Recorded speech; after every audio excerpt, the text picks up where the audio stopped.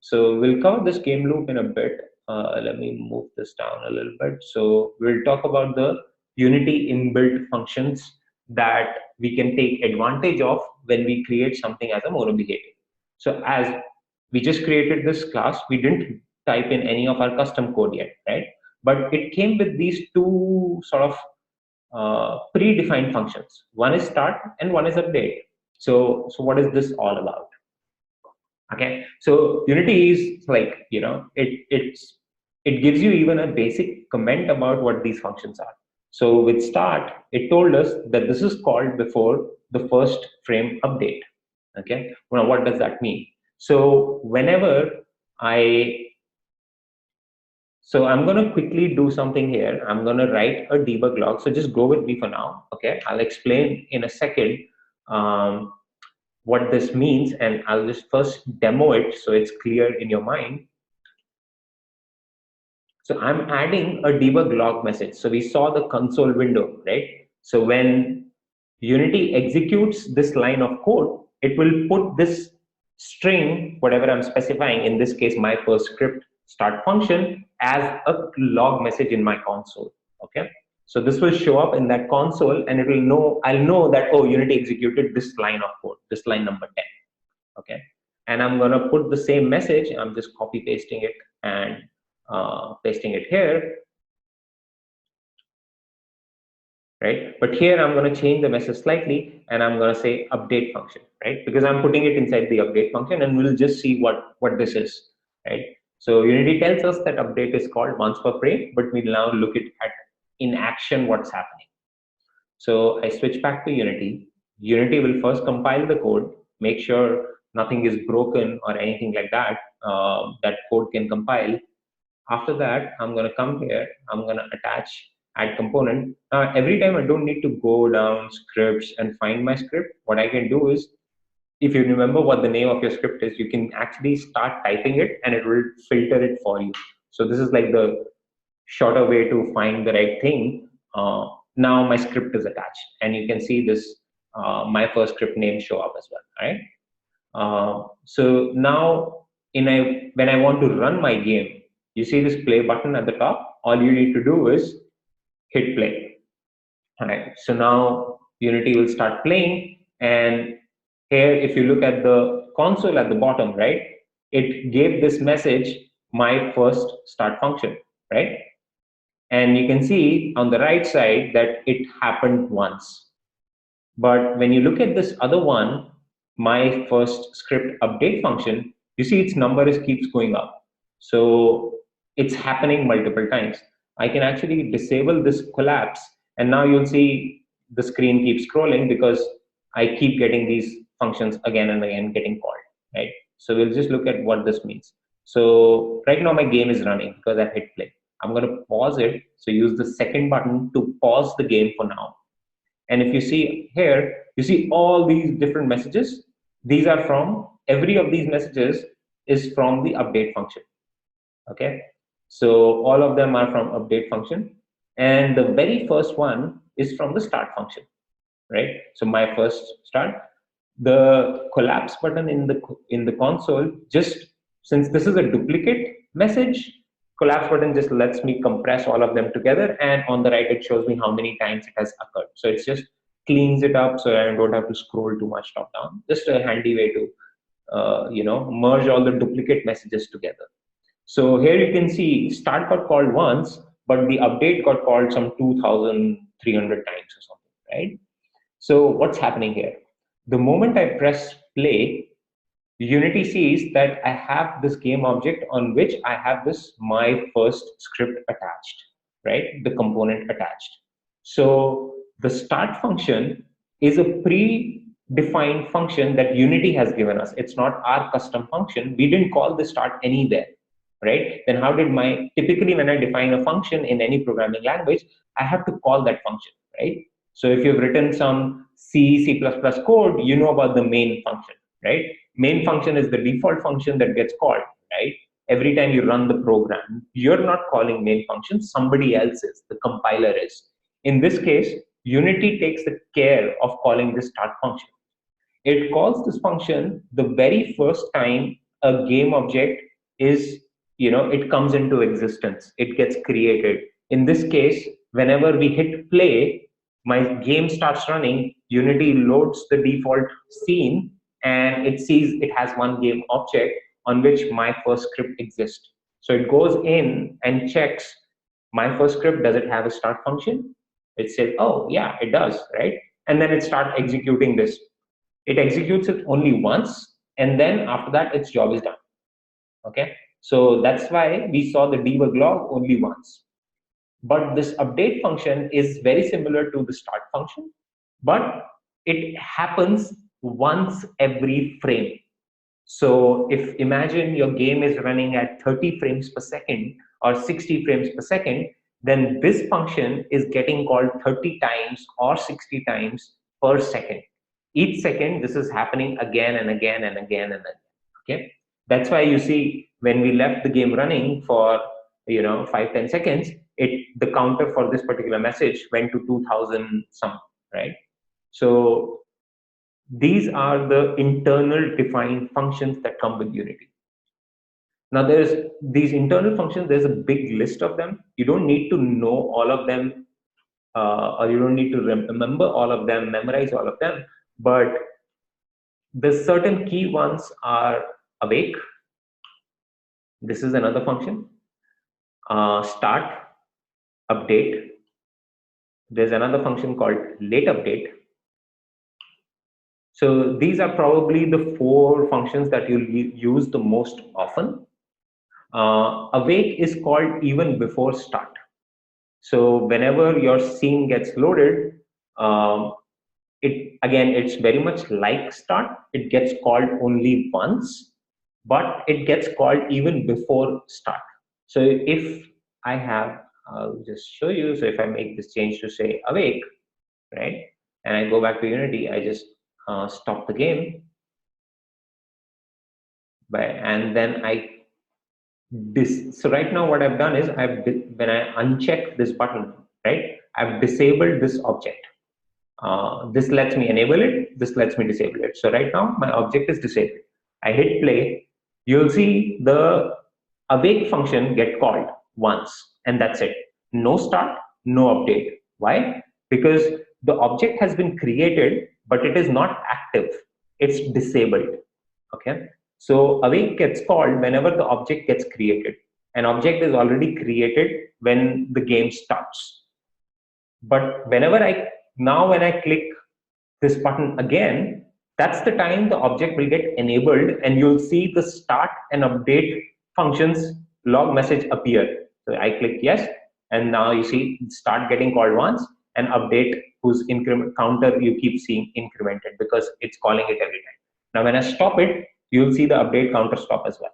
So it stopped, right? Because now this particular component, even though this game object is active, right? You see the tick mark next to the game object. That means the object is active, but individual components are disabled, right? That's why Unity is not calling functions on this component anymore.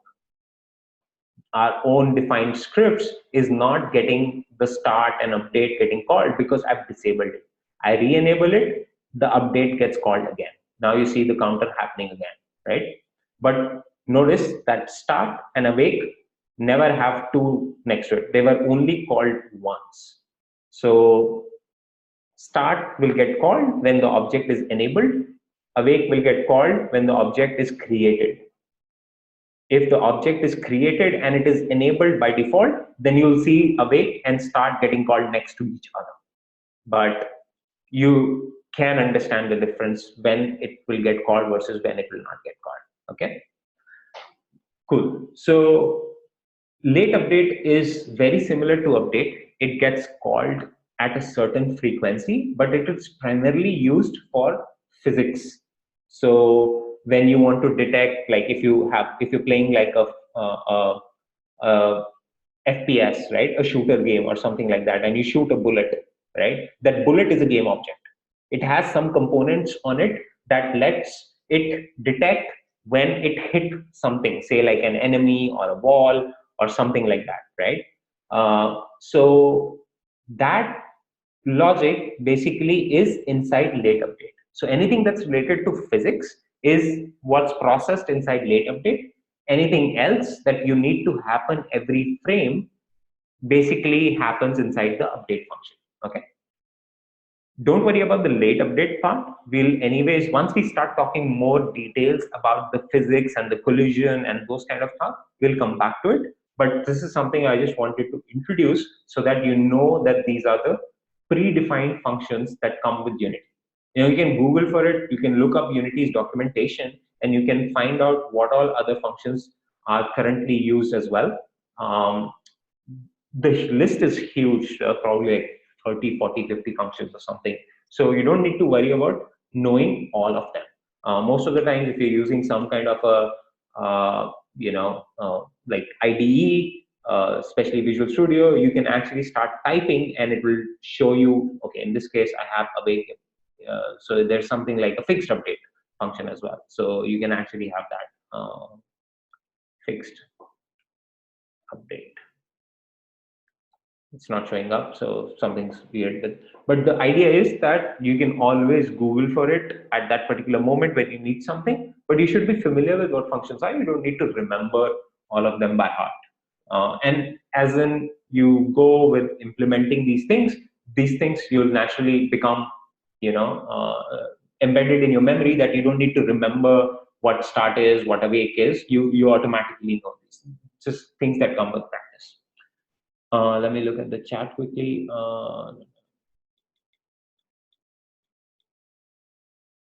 What? Sorry, Akash.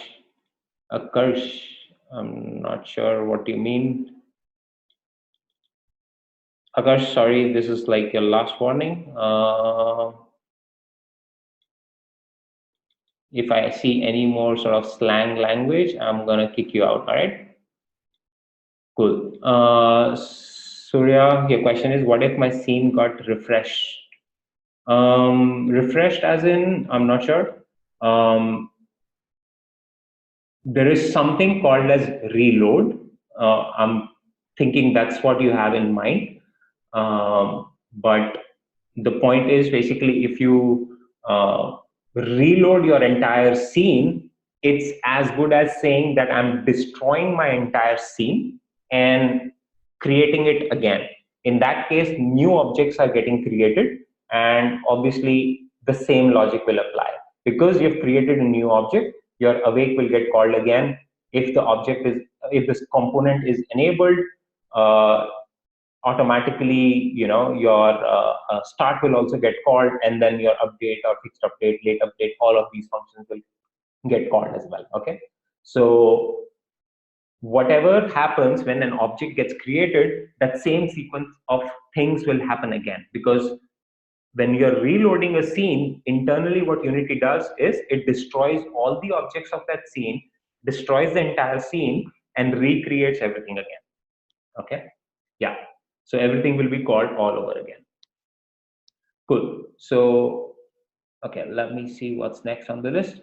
So we just basically covered these things. So on destroy is another Unity function that I didn't touch on. So something like you will have on destroy. As you can see, this is also a Unity specific function, which when I'm destroying a game object, Unity will call this function. So in case, I need to clean up something. So if I have in my particular script, let's say if I have an array that I created, right? An integer array for managing some, say, IDs, right?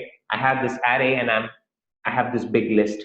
So when this object is getting destroyed, I want to make sure that I'm deleting all these arrays so that, there's no memory leaks or kind of thing happening. So on destroy gets called just before the object, just before Unity is about to destroy that object. Okay, so you can, if you've allocated some memory to data structures, etc., you can clean those data structures. You can make sure you mark them as null so that your memory is not getting wasted, things like that. Okay, cool. So these are some of the objects. We briefly talked about what enabling these objects and disabling these objects are. One thing I didn't discuss, or rather show, is, so we talked about enabling and disabling individual components, but what if I disable the entire game object. Now, in this case, my component is enabled, but my game object is disabled. So let's see what happens. In this particular case, you'll see nothing happen, right? Like no awake, no start, nothing. Why? Because my entire game object itself is disabled at this point, right? So if I have something like this, even though the game object exists, but the object itself is disabled. So Unity is not communicating with this object at all. So awake didn't get called, start will naturally not get called. So now I enable this object. You'll see an awake call, right? Why? Because now Unity knows that this object exists in the game and on which there is this component that it created, right? Even though this component is disabled, the component which we created, my first script, even though this is disabled by itself, but still the awake got called because awake gets called, remember, when every time the object gets created. And then again, the regular flow happens. When I press this, naturally update and start getting called. And if I destroy, I don't have the log message in destroy, but if I actually, deleted this object right now, you would have seen a destroy message show up as well. If we had a log message in the destroy. So these are some of the internal functions. Every time you're creating a new mono behavior, these are the most common functions that you'll access. And this is where the real power of Unity shines, because it's managing a lot of these things. By default, it gives you access to a lot of this functionality that you don't need to worry about. It just works straight away.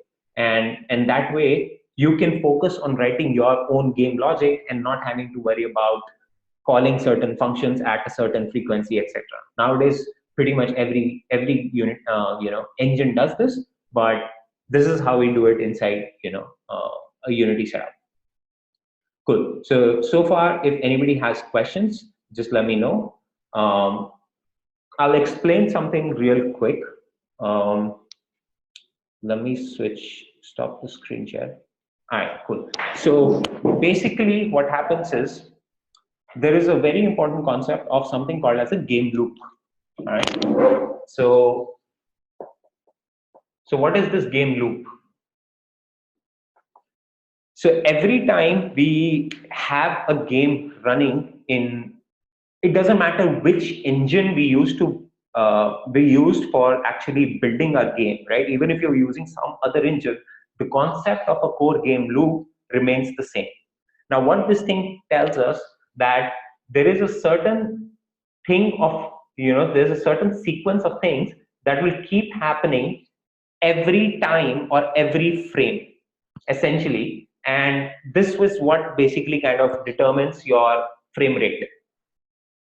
Okay. So when we say that our game is running at 30 frames per second, that means this sequence of events is happening 30 times each second. If I'm running at 60 frames per second, then it's happening 60 times, right? So this is essentially what a core game loop is.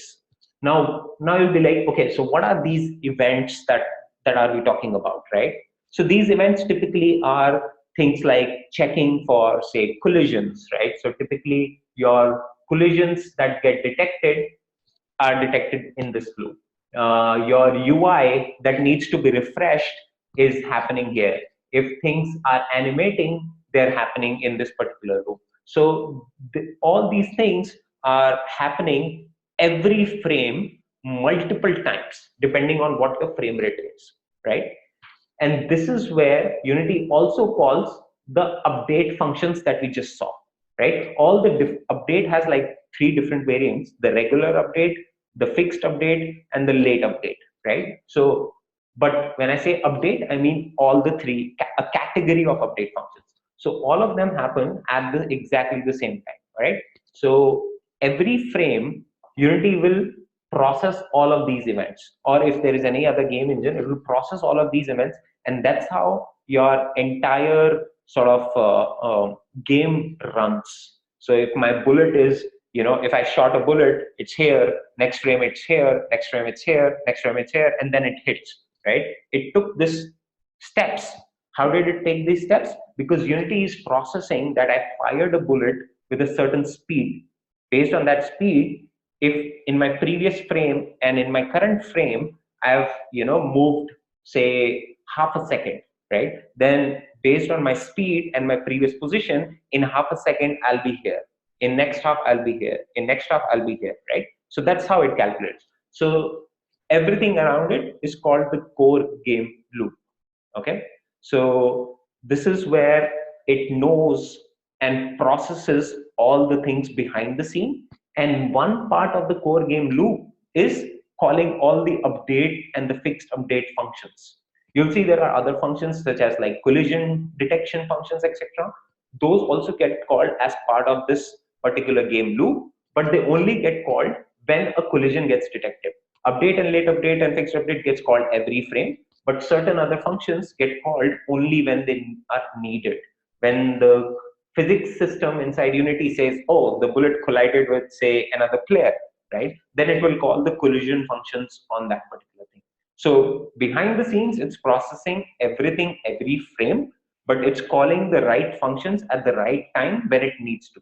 Okay. Cool. So this is typically what happens, but this normally doesn't happen when you're building, say, a normal app, right? A normal app doesn't work like this. A normal app doesn't have like a physics collision detection logic. So it doesn't need to do a lot of these things. And that's why when we're building games, we need to be a little bit more uh, aware of that. Hey, we are not building things that take too much CPU, right? Because then we'll see our game starting to lag. So that's why we have to be extra careful in how we are building things when it comes to games, and not when we are talking about building, say, an Android app. There we can be a little bit more generous when we are, say, allocating memory and doing things like that.